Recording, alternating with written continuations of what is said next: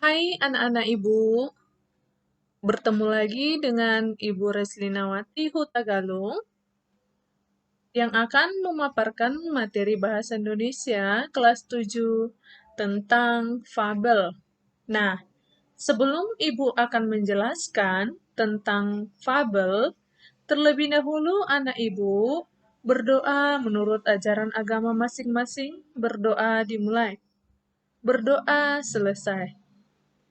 Anak-anak ibu yang ada di rumah, bagaimana kabarnya hari ini? Semoga tetap dalam keadaan sehat ya. Tetap semangat mengikuti pembelajaran jarak jauh. Anak-anak ibu, pada pertemuan minggu-minggu lalu, kita sudah mempelajari sekilas tentang fabel dan legenda. Dan pada saat ini, ibu akan menguraikan secara lebih rinci. Nah, anak ibu, mungkin anak ibu sudah pernah membaca cerita Kancil dan Buaya atau membaca cerita Lebah Si Gudang Madu. Nah, ini merupakan contoh dari sebuah fabel. Nah, apa yang dimaksud dengan fabel? Masih ada yang ingat? Pengertian fabel. Secara etimologis, fabel berasal dari bahasa Latin fabula. Cerita fabel merupakan cerita tentang kehidupan binatang yang berperilaku menyerupai manusia. Fabel termasuk jenis cerita fiksi, bukan kisah tentang kehidupan nyata. Cerita fabel sering juga disebut cerita moral karena pesan yang ada di dalam cerita fabel berkaitan erat dengan moral. Nah, anak-anak ibu, adapun ciri-ciri dari fabel itu, yaitu fabel mengambil tokoh para binatang. Jadi di dalam cerita fabel itu, semua tokohnya itu adalah binatang. Dan kemudian, watak daripada tokoh itu digambarkan ada yang baik dan ada yang buruk. Sama seperti manusia, ada yang baik dan ada yang buruk. Kemudian tokoh para binatang bisa berbicara selayaknya manusia. Di dalam cerita fabel, memiliki rangkaian peristiwa yang menunjukkan kejadian sebab akibat. Rangkaian sebab akibat diurutkan dari awal sampai akhir. Dan di dalam fabel menggunakan latar alam. Misalnya di hutan, di sungai, di kolam, dan lain-lain. Adapun unsur-unsur dari fabel itu, yang pertama adalah tema. Apa itu tema? Tema merupakan ide pokok atau inti cerita. Yang kedua adalah tokoh. Tokoh itu merupakan pemeran di dalam cerita. Siapa saja pemeran di dalam cerita, itulah dinamakan tokoh. Nah, tokoh sendiri itu ada jenisnya. Tokoh protagonis, yang mana tokoh protagonis ini berkarakter baik.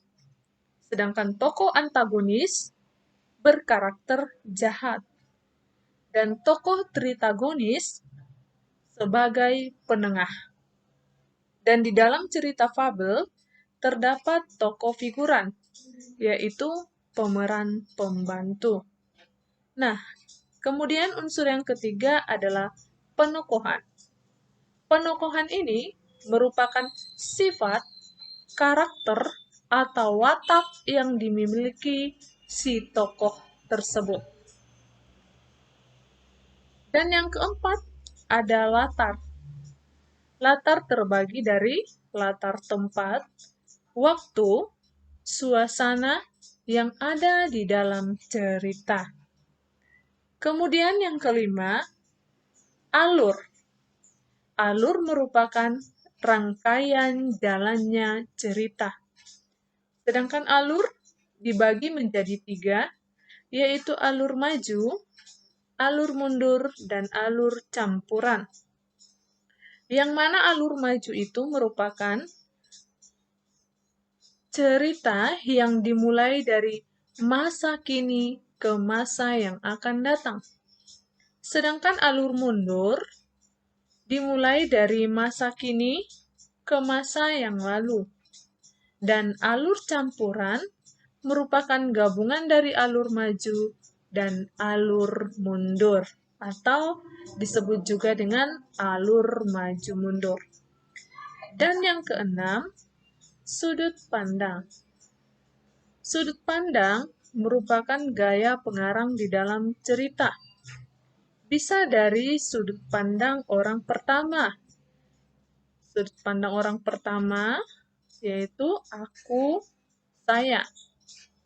Dan sudut pandang orang ketiga.